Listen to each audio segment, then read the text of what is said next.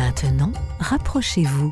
Voici votre série Meurtre et Moselle. Un podcast de Nicolas Turon. Meurtre et Moselle. La France a un incroyable talange. Salut, c'est le commissaire Platini. Pour savoir ce qui s'est vraiment passé à Talange, il faut commencer par plonger dans le passé, vers un souvenir qui a plus à voir avec le football qu'avec les affaires criminelles. Ouais, à l'origine de cette affaire, il y a un match de foot mythique, une demi-finale de Coupe du Monde jouée à Séville en 1982. Je ne comprends pas pourquoi Michel ne veut jamais rentrer son maillot dans son short. Avec sa démarche nonchalante et ses bras trop longs, il a l'air d'un épouvantail sur la pelouse. Quand il a le dos tourné, Marius dit même de lui qu'il a le physique d'une bouteille de Perrier. L'entraîneur a beau le lui demander avant chaque rencontre de rentrer son maillot dans son short, la réponse est toujours la même. Notre numéro 10 fait mine d'ajuster le jersey sous l'élastique, mais tout le monde sait qu'il s'échappera au premier dribble. Le maillot demeure rebelle à tout ordre et à toute convention, fou comme le génie de celui qui le porte. Peu importe son allure, d'ailleurs, c'est en grande partie grâce au jeu de Michel qu'en ce jour de juillet 1982, l'équipe de France de football est au pied de l'Olympe. Nous sommes en train de développer un style singulier, flamboyant. Certains nous appellent même les Brésiliens d'Europe. Nous inventons quelque chose, ça tout le monde le dit. Quelque chose qui va bientôt nous faire rentrer dans le cénacle des équipes mythiques. Et notre jeu ne serait rien sans son cœur, son numéro 10, Michel Platini, qui lui donne ses inspirations et fait pulser son sang, maillot dehors ou maillot dedans.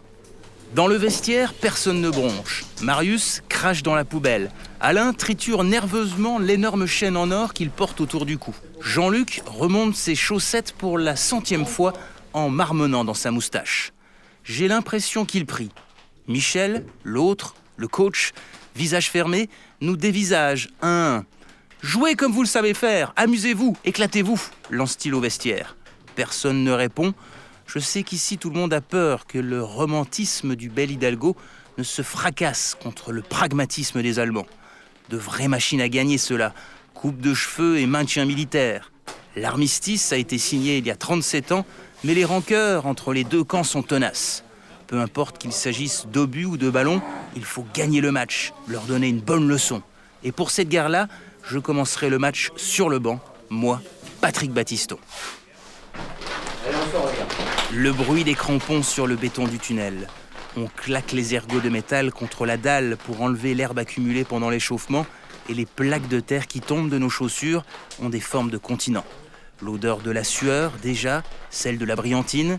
On évite de croiser le regard des adversaires. Le ventre se tend, maillot en dedans. C'est la loi du sport, maillot en dehors. Les gars sautent, soufflent, se foutent des claques, montrent qu'ils sont présents. Là-haut, la clameur du stade nous attend. On l'entend qui patiente sagement, caché dans la ouate des piliers de béton. Et puis il y a le signal de l'arbitre et les deux chenilles humaines qui se mettent en branle. L'une bleue, l'autre blanche qui déboulent sur le terrain. Il y a la chaleur andalouse qui nous cueille comme des papillons de nuit, laissant tomber sa chape sur nos épaules, alourdie encore par les chants guerriers de milliers de poumons qui hurlent en chœur. Je ne m'habituerai jamais à ça. L'espace d'un instant, tout est trop, tout sature, on est un évanouissement. Le vestiaire nous a fait naître et nous voici comme des nouveau-nés, 22 sucreries dans la bouche de l'ogre, nus et innocents, devant le défi incommensurable de s'inventer une vie de réussite ou de tragédie 90 minutes durant. 44 jambes maigres, des cheveux longs, des moustaches, des maillots près du corps, dehors ou dehors, voilà la tenue des gladiateurs de notre temps. Dès le coup d'envoi, je sens que ça va être compliqué. Les bancs de touche sévillans sont les mêmes que tous les bancs de touche du monde. Ils chauffent de l'impatience de ceux qui les foulent et le mien est brûlant. On n'est pas dedans. Les gars se font sarcler au-dessus du genou et l'arbitre ne siffle pas. Personne ne réagit, on est mou, trop mou. À quelques mètres de moi, le sélectionneur semble médusé, statue de sel. 16e minute, Lidbarski, le petit ailier allemand, frappe sur la barre. 1 minute plus tard, il reprend un ballon repoussé par Jean-Luc et marque. Les prières de notre gardien se fracassent contre le réalisme allemand. Sur le banc adverse, je surprends le petit coup d'œil du Kaiser à Hidalgo. Mais les Bleus se réveillent, on les fait reculer. Sous la pression, les arrières allemands craquent et font faute sur Dominique. Penalty, c'est Michel qui s'y colle. Il marque, maillot dehors. Un partout, l'occasion d'y croire encore. La partie d'école, le carré magique fait des merveilles. Je n'ai jamais vu Alain et Jean jouer comme ça. Les Allemands cafouillent, s'agacent et lavent leur frustration sur nos tibias. Début de la deuxième mi-temps. Bernard est blessé à la cheville, il doit sortir. Hidalgo me fait signe, c'est à moi de jouer. Debout, le long de la ligne, en attendant Gengini, je suis concentré à l'extrême. J'entends les bruits de très près, le chuchotis de l'entraîneur à mon oreille, le choc mat des chaussures sur le ballon, cuir contre cuir, le souffle du vent. Une claque sur le cul, le temps se dilate. C'est parti. Je cherche Michel tout de suite, on joue bien, on se défend. C'est finalement lui qui me trouve et l'inspiration est géniale. Depuis le milieu de terrain, il glisse une balle en profondeur qui sonne comme une promesse de but. Aussitôt, je lance la machine, avale la distance, laissant mon défenseur sur place. La balle est à 2 mètres, je suis concentré sur elle. J'ouvre mon pied pour ajuster mon tir lorsque je vois un mur rouge et noir foncer sur moi à une vitesse hallucinante. J'ai à peine le temps de réaliser qu'il s'agit de Schumacher, le gardien allemand, qu'il me percute de plein fouet, hanche en avant. Le choc est terrible, je m'effondre. Je sens encore le choc de la terre contre ma nuque, l'odeur de l'herbe humide et celle du parfum de mon assassin. Étrange sensation comme déposée sur mon maillot par le choc et puis la clameur du stade s'évanouit comme on souffle une bougie. Lorsque je me réveille, le silence est tel que mes tympans bourdonnent. Michel est là. Tiens, Platini a enfin rentré son maillot dans son pantalon, me dis-je ? Non, c'est une chemise. Il est assis. Le match doit être fini. On est dans une chambre d'hôpital. Je le regarde. Je comprends qu'on a perdu. Il me raconte tout. Les buts héroïques, les fautes non sifflées dans la prolongation, l'égalisation improbable de l'Allemagne, l'injustice. Avant la séance de tir au but, on avait déjà perdu, me confie-t-il. Michel a l'air éteint. Il souffle encore. Aucun film au monde, aucune pièce ne saura transmettre autant de courants contradictoires, autant d'émotions que la demi-finale perdue de Séville. J'essaye de le consoler, bouche pâteuse et voix enrouée par les antidouleurs. Le panache, Michel, le panache à la française. On est des perdants magnifiques. Si tu veux, Patrick, si tu veux, je veux bien perdre, mais pas contre les Allemands.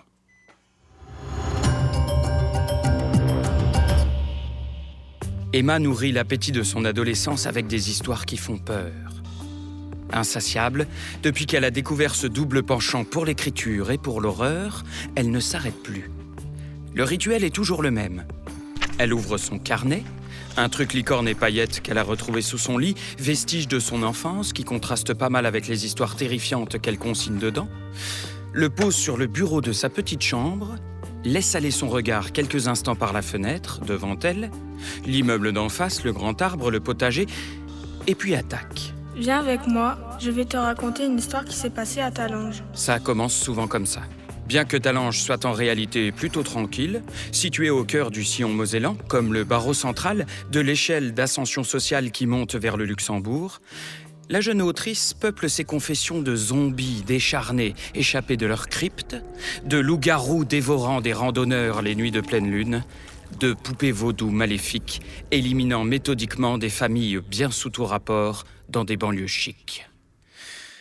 Sa famille à elle est réduite à sa mère, seule, qui fait ce qu'elle peut pour joindre les deux bouts depuis que l'homme de la maison est parti se faire voir à Amnéville dans les bras d'une fausse blonde, hôtesse d'accueil au terme, créature maléfique qu'Emma livre très souvent en pâture aux bêtes féroces de son imagination. De temps en temps, la jeune fille essaye aussi d'écrire pour faire rire sa mère. C'est l'histoire d'une mouche prénommée Meumeu. C'est la mouche de compagnie de la petite Stella, qui aime beaucoup sa petite mouchette. Un jour, pendant la nuit, Stella entend les bourdonnements étranges. Elle est effrayée. Elle prend son courage à deux mains et allume la lumière. Et voit sa mouche Meumeu juste au-dessus d'elle.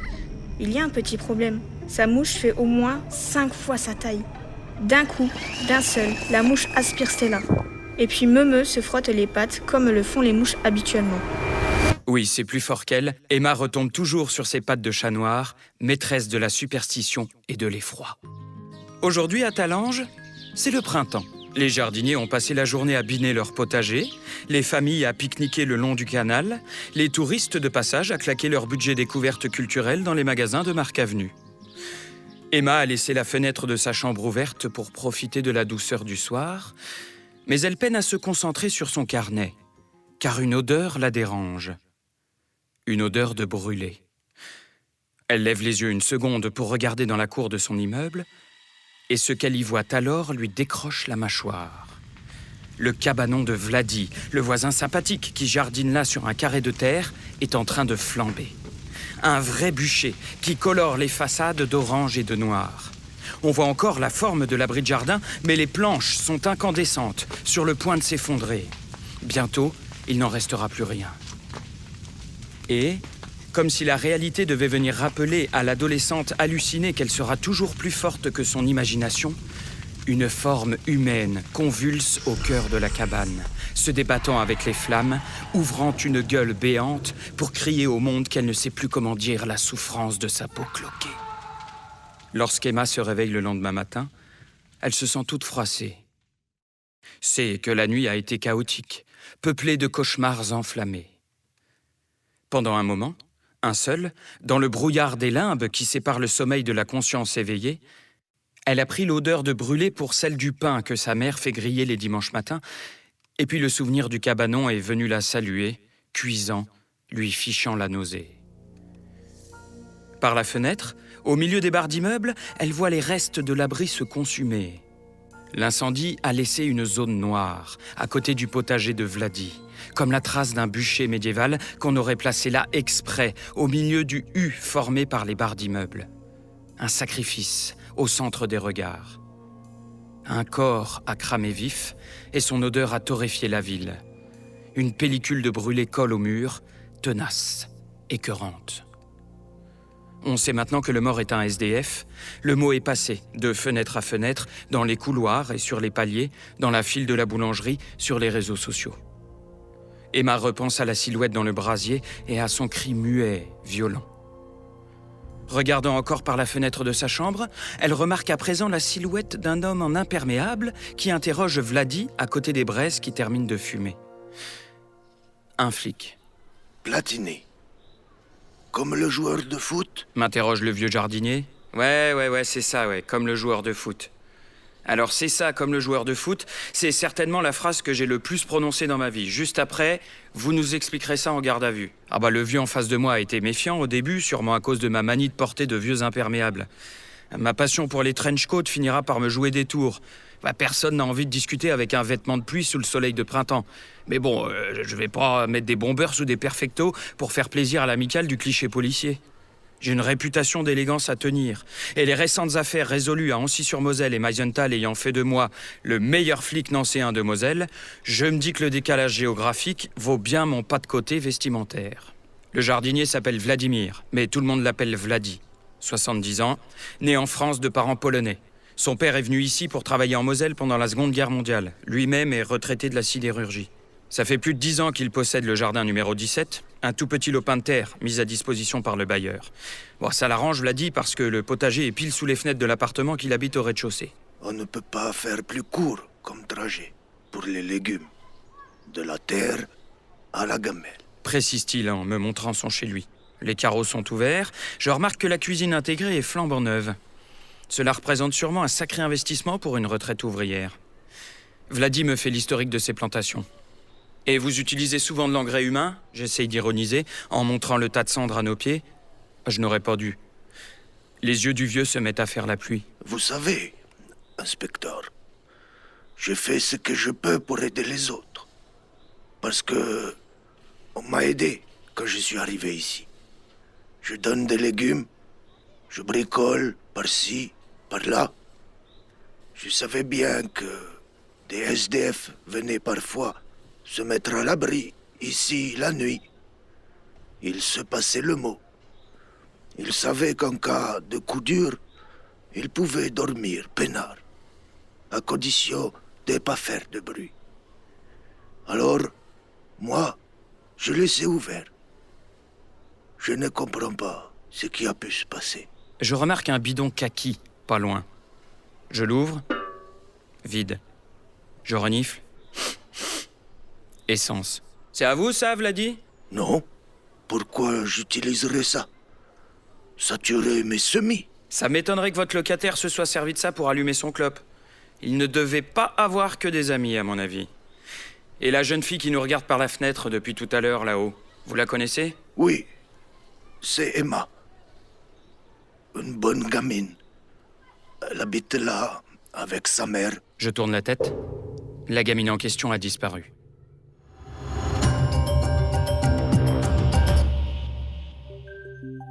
Emma a disparu, car une fois bien réveillée, elle a réalisé qu'elle avait beaucoup trop de choses importantes en tête pour les garder pour elle toute seule. L'incendie, le flic, la cuisine de Vladi, il lui fallait absolument partager ça avec la bande. Un message sur WhatsApp pour sonner l'alarme, et la voilà qui court vers la grande rue, comme si elle avait une armée de zombies à ses trousses. Elle passe devant la mairie, redouble ses efforts et échoue devant le bâtiment de l'ancien café Monopole, aujourd'hui abandonné. Son enseigne a rouillé, mais l'on distingue encore, en observant les lettres vieillies, que ce Monopole-là n'a jamais eu de « E ». Probablement l'a-t-on retiré pour le mettre dans le même panier que les autres œufs, histoire d'être en accord avec le nom du troquet. Emma s'immobilise devant le bâtiment qui flanque le café sur sa droite. Un ancien cinéma, lui aussi abandonné.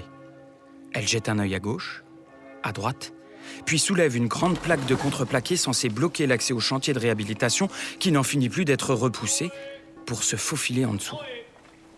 La plaque retombe sur elle avec un bruit sourd et la plonge dans le noir. L'odeur d'humidité et de moisissure la saisit à la gorge. Ça change du cramé? Pense-t-elle. Elle allume la lampe de poche de son téléphone portable et avance à tâtons. Il ne reste quasiment plus rien de l'ancien cinéma. De la poussière, beaucoup de gravats, la forme de la cabine de caisse, rococo, avec ses angelots de plâtre en guise d'ornement, quelques affiches jaunies sur les murs. Sur l'une de ces affiches, on voit l'ombre du Nosferatu de Murnau monter un escalier. Comme un écho au célèbre vampire, Emma s'engage sur les marches du cinéma ravagé par le temps. Elle compte 1, 2, 3, et puis saute la 4e qui s'est effondrée récemment. Dans la grande salle de projection, on a remis les plombs. Aucune chance que quelqu'un ne voie la lumière depuis la rue. Et ils sont déjà tous là, occupés à discuter ou affalés sur les sièges rouges éventrés. Le monopole de la flemme. De voir leur visage rassure instantanément Emma. Tiphaine arbore un sourire joyeux, comme d'habitude, tout en serrant nerveusement son tube de ventoline à la main. Il est vrai que, question propreté, on aurait pu choisir un QG un peu moins poussiéreux. Mila, la rêveuse, ongles colorés en gris brillant, de la même couleur que ses yeux d'orage, chuchote des secrets à son inséparable, Constance, le cerveau de la bande. Plus loin, près de l'écran, les garçons rejouent la scène mythique de Star Wars. Maxime Skywalker, son sempiternel bandeau noué dans les cheveux, va bientôt couper la main à Sacha Vador, sous les ordres de Cédric Lucas, le réalisateur, qui engueule ses acteurs, en leur disant qu'il aurait mieux fallu confier le rôle de Dark Vador à Tiphaine, qui arrive drôlement bien à faire sa respiration avec son asthme. Tous s'interrompent lorsqu'Emma apparaît. Bah alors, c'est quoi ce truc urgent que tu avais à nous dire? Lui demande le chevalier Jedi. Il y a eu un mort, juste en bas de chez moi. Stupeur. Le silence se fait. On entend juste la respiration d'Emma qui reprend son souffle et Tiphaine qui tire sur son inhalateur. Quelqu'un a foutu le feu avec de l'essence au cabanon de Vladi. Vous savez, le vieux qui a le potager en bas de chez moi. Il y avait quelqu'un là-dedans, un SDF à ce qui paraît. Je l'ai vu, c'était choquant. J'ai vu aussi un flic, un vrai inspecteur, avec un impair qui interrogeait le jardinier. Quand je pense que j'ai mangé ces courgettes au vieux, ça me dégoûte. Balance Maxime. Qu'est-ce que tu racontes? Bah qu'est-ce que tu crois? Répond le champion du bandana. On retrouve un mec cramé dans un abri de jardin, avec un bidon d'essence à côté, dans un endroit où personne ne va à part ton jardinier. C'est forcément lui qui a fait le coup. Au loin, un bruit sourd fait sursauter la bande. Ils tendent l'oreille un instant, et puis Constance reprend. Ah ouais? Et la présomption d'innocence alors? Tu raisonnes un peu vite, Maxime, on n'est pas en train de jouer au Cluedo là. Ça pourrait tout aussi bien être quelqu'un qui en voulait à Vladi, qui s'est trompé de cible. Mais enfin, S'exclame Emma. personne n'en veut à Vladi. C'est un papy tranquille qui aide tout le monde. Sacha essaye de calmer les esprits. Eh oh, détendez-vous. Il faut commencer par le commencement. Emma, est-ce que tu as remarqué des choses inhabituelles dans le comportement de Vladi ces derniers temps? Je passe pas ma vie à l'observer, tu sais. Ce dont je suis certaine, c'est qu'il a refait sa cuisine, elle est toute neuve. À nouveau un bruit, plus proche. Sacha réfléchit en grattant les poils qu'il n'a pas encore au menton. Une arrivée soudaine d'argent? Étrange pour un ouvrier à la retraite. Ah si, maintenant que j'y pense, j'ai remarqué quelque chose de bizarre. Intervient Emma. Et je suis très impatient de savoir ce que c'est, mademoiselle. Tout le monde sursaute. Dans l'encadrement de la porte, là-haut, un flic en imperméable vient de faire son apparition, un bidon de plastique kaki à la main. Cédric a juste le temps de murmurer. Purée, c'était le flic le coupable. Il est venu pour nous cramer? Ah, j'ai tout de suite senti que la petite savait des choses. Alors j'ai pris rapidement congé de Vladi pour la filer discrètement. Pas évident avec la bagnole banalisée que la police nationale a mis à ma disposition pour le temps de l'enquête. En seulement 300 mètres, j'ai vu au moins 3 gars faire demi-tour sur le trottoir après m'avoir repéré. Ah, il faudra un jour que j'explique à nos patrons qu'une voiture banalisée n'a plus rien de banal dès lors qu'on l'utilise en intervention, mais bon. La gamine, elle, n'a rien vu. Elle a soulevé une plaque de bois pour entrer dans le bâtiment. Alors je n'ai eu qu'à la suivre. Je la relance. Alors ? Mais c'est l'une de ses collègues qui me répond, en faisant de grands gestes avec ses ongles peinturlurés. Alors vous n'avez rien à faire ici. Vous êtes qui, vous, d'abord ? Commissaire Platini. J'ai sorti ma carte pour faire comme au cinéma. Ça m'a l'air d'être le bon endroit pour faire ça. Ah bah ça fonctionne, les ados en restent comme des ronds de flanc. Je reprends. Emma, dis-moi ce que tu as remarqué. Je la vois se tourner vers une jeune fille à lunettes qui hoche la tête pour l'encourager à parler. C'est nul comme indice. Je ne suis pas commissaire, moi. Mais comme j'aime écrire des histoires, j'ai l'habitude d'observer les détails. Et là, j'ai remarqué que Vladi a refait entièrement sa cuisine. Ouais, ça je le sais déjà. Mais qu'il a laissé un poster tout pourri affiché au mur. En fait, il n'a rien gardé dans sa pièce refaite à neuf, sauf cette vieille affiche. Et qu'est-ce qu'il y a sur cette affiche ? Un joueur de foot. Genre vieux. Un truc de l'époque. Il a les cheveux tout longs et un short tout court. Je regarde la bande de morveux. Ils ont l'air de savoir réfléchir. Enfin, à part celui qui m'a pris pour le coupable. Alors je leur balance. Ok les jeunes, je suis tout seul ici, j'ai un mort sur les bras et beaucoup trop de pistes pour tout faire tout seul. Alors approchez-vous. Voilà comment on va s'organiser. Puisque j'ai de la main-d'œuvre bon marché sous la main et pas vraiment de pistes concrètes, je lance mes jeunes indices tout azimut.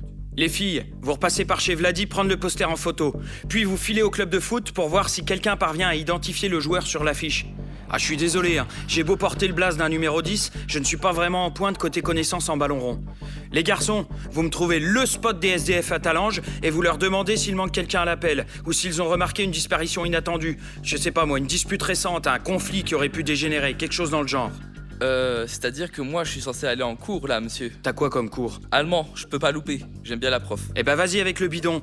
Tu demandes à ta prof si elle pense qu'il pourrait venir d'Allemagne. Pourquoi ? Une idée comme ça. Allez, exécution. La volée d'ados s'envole, laissant dans le plâtre qui jonche le sol du cinéma des traces de semelles compensées et de Nike Air, pointure 41. C'est le moment que je choisis mon téléphone pour sonner. Platini, ici Lemberg, de la gendarmerie de Sarreguemines. Vous vous souvenez ? Ah, comment je pourrais vous oublier ? Qu'est-ce qui se passe ? Encore un artiste contemporain psychopathe qui vous fait des misères ? Je ne sais pas si le gars est un artiste peintre, mais il a mis du rouge partout. On a tué un SDF par balle ce matin à la gare. On n'a rien retrouvé, à part les affaires habituelles des clochards. Des sacs de course du Spéti, des bouteilles de Mezzomix coupées à l'alcool. Bref, on patauge. Alors comme vous nous avez si bien aidés la dernière fois, on s'est dit que... Je vous rappelle, et je lui raccroche au nez. Putain, 200 domiciles fixes tués en 2 jours, avec des objets allemands retrouvés à proximité. Ah, on a affaire à un maniaque. Sûrement un néo-nazi qui traverse la frontière pour faire le ménage à sa manière.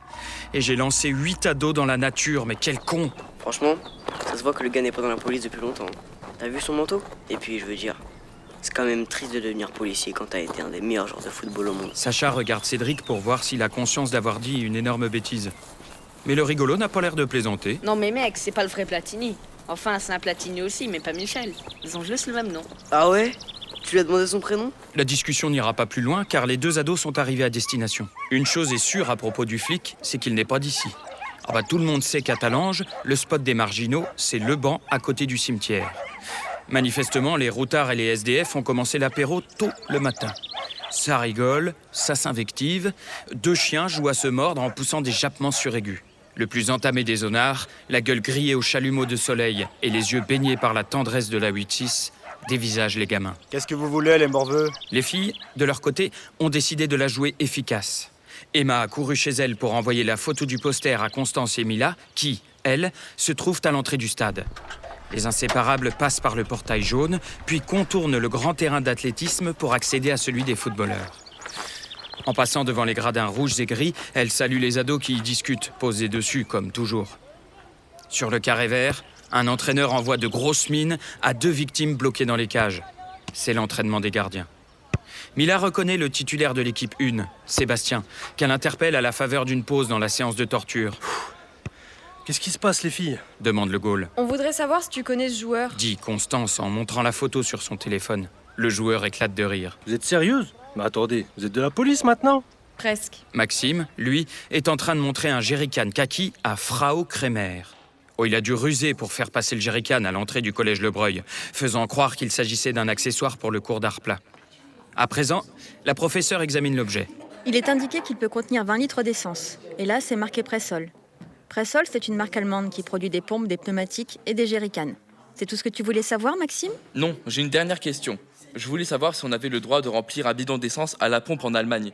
Parce qu'en France, c'est interdit. Oh, je vais te répondre, à condition que tu me poses la question en allemand. Seul, avec mon imperméable, je transpire au milieu du rond-point de la D55, en pleine zone commerciale.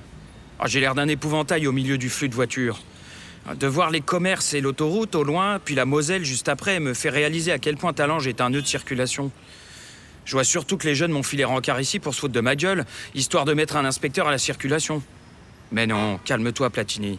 C'est le printemps qui te fait monter la sève. Tiens, regarde là-bas, le bandana. Et de l'autre côté, les inséparables. Et encore Sacha et Cédric qui arrivent du cimetière. Avec tous ces gamins ramenant des informations, j'ai l'impression d'être Sherlock attendant le retour de ces irréguliers de Baker Street. J'ai hâte d'entendre ce qu'ils ont à me dire. Ces mômes sont incroyables. Faudra que je pense à leur laisser un tract du recrutement pour l'école de police. Maxime me certifie que le bidon est allemand.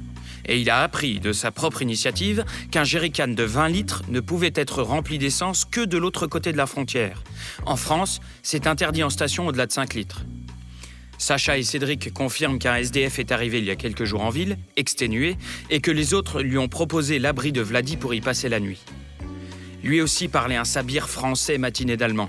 Coïncidence ? Les inséparables me rapportent enfin que le footeux sur le poster est Patrick Battiston et qu'on est drôlement débile de ne pas l'avoir reconnu parce que c'est une sacrée célébrité, doublée d'un enfant du coin, qui a même été formé à l'école de foot de Talange. Constance a appelé le père d'une copine, un fanat de foot, qui lui a dit que lorsque le champion a marié une fille du pays, nombre de jeunes sont allés jusqu'à la noce en vélo dans l'espoir d'apercevoir des joueurs de l'équipe de France devant l'église. Équipe avec laquelle il a joué la demi-finale mythique de Coupe du Monde contre l'Allemagne à Séville en 82. Bon sang, mais j'étais où à ce moment-là de ma vie avec un nom de famille comme le mien pour pas m'en souvenir? En tout cas, voilà largement de quoi expliquer que Vladi ait laissé son poster dans sa cuisine. Allez, excite la piste du fétichisme footballistique, bravo la bande. Enfin, la bande sauf Emma qui manque à l'appel. Me voilà donc avec les pièces d'un puzzle qu'il me faut assembler.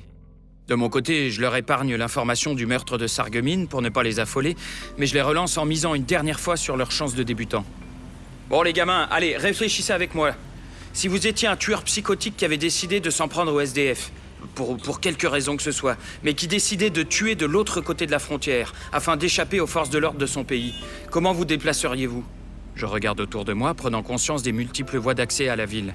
Voiture, vélo, gare SNCF, péniche, c'en est presque étourdissant.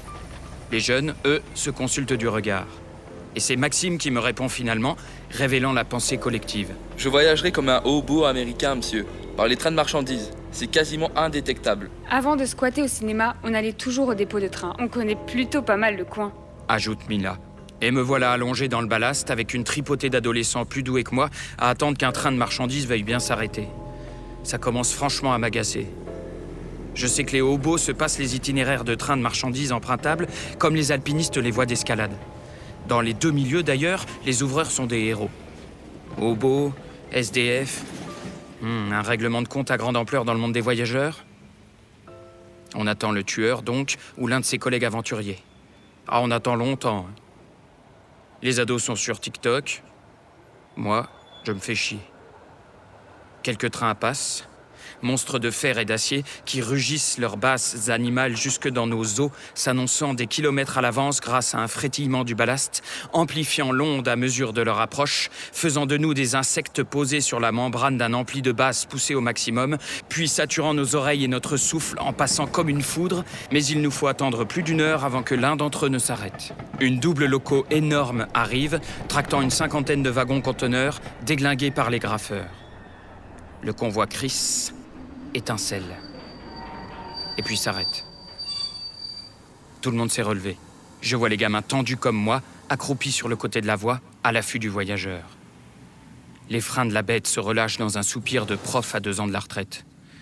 Si quelqu'un doit sauter du train, c'est maintenant. Mais personne ne saute. Et voilà, tout ça pour ça. Oh, je me relève, époussette mon imperméable, regrettant déjà d'avoir fait équipe avec des morveux. Oh, c'est ridicule, j'ai perdu une journée pour rien. Mais soudain, Un point bouge à l'horizon. Quelqu'un court le long de la voie ferrée. Ah, c'est Emma. Elle arrive, hors d'haleine. Décidément, elle aura fait son sport pour l'année. Mon téléphone sonne en même temps. Je fais signe à la jeune de reprendre son souffle, le temps que je réponde. Ses amis l'entourent. Lemberg à Sarreguemines, laissez tomber l'enquête pour les SDF de la gare. On a retrouvé le coupable. Il est venu se dénoncer. Un jeune de chez nous qu'on connaît bien. Un camé qui a dévissé lors d'une crise de manque. Est-ce que vous lui avez demandé où il était à la veille de son crime? Non, mais je peux le savoir très facilement. Et pourquoi? C'est le fils du major. Ok, je vous rappelle. Je relève la tête vers Emma, qui lance. Le tueur, il est revenu. Il s'est bagarré avec Vladi. Je suis venu immédiatement pour vous prévenir. J'ai eu trop peur. Vite, tous au jardin. Ah, moi, je l'ai tout de suite reconnu. Avec son air de grand con suffisant. Même plus vieux. Avec la moitié des cheveux en moins, je l'ai reconnu. Vladi tremble encore sur le coup de l'émotion. Il s'est assis sur une vieille chaise en plastique délavée par la pluie, au milieu de son potager. Complètement dans les choux, l'ancien. Qui avez-vous reconnu, Vladi? Lui demande Constance. Ok, apparemment c'est les jeunes qui mènent l'interrogatoire. Mais Schumacher, le gars qui a défoncé Patrick en 82 à Séville avec sa hanche, le gardien de l'équipe allemande, il était là, tout à l'heure. Il a eu l'air de tomber des nues quand il a vu ma cabane en cendres. Qu'est-ce qu'il vous a dit? Me coupe Sacha avec plus de conviction. Ah ben décidément. Que le gars dans la cabane était dans son équipe en 1982. Un défenseur, le numéro 2, un nommé Brigel. Il l'avait oublié, celui-là. C'est le seul qui lui soit rentré dedans, dans le vestiaire, après le match, lui reprochant son comportement. Tous les autres soutenaient le gardien et son agression. Mais lui, Brigel, a voulu rester fair-play. Mal lui en a pris. Il s'est fait rejeter par le reste de l'équipe. Ça, c'est sûr. Il a rapidement mis un terme à sa carrière et a peiné à retrouver du boulot.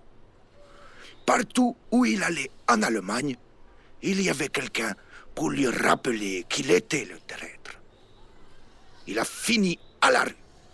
Et croyez-moi, je sais ce que c'est, la misère. Ça fait 30 ans que j'économise pour me payer une cuisine neuve. Dès lors, m'a raconté ce connard de Harald, Brigel s'est mis en tête de retrouver Battiston pour lui faire savoir qu'il l'avait toujours soutenu, envers et contre tous. C'est devenu son but, son totem mental. Il a arpenté la France de long en large, de Saint-Étienne à Bordeaux, foutant la honte à ses anciens coéquipiers. Si bien que Schumacher a décidé de retrouver sa trace et de lui faire vraiment peur, pour qu'il arrête avec cette histoire. Il l'a amené un bidon d'essence et l'a menacé. Mais jamais il n'aurait foutu le feu. Il me l'a juré. C'est vrai, jamais je n'aurais tué Brigel. Un attentat dans ma vie, ça suffit.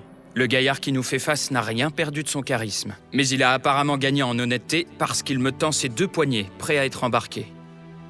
Je regarde les jeunes autour de moi, puis Vladi, et je leur lance.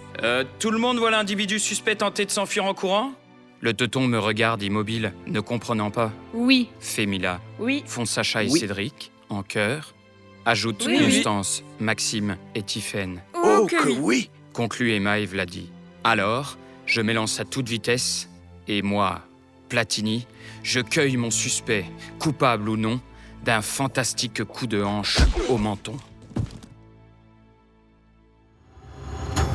C'était Meurtre et Moselle, une nouvelle policière de fiction écrite par Nicolas Turon, réalisée et produite par l'équipe technique de France Bleu Lorraine. Pour découvrir une nouvelle histoire, rendez-vous sur francebleu.fr Lorraine Nord.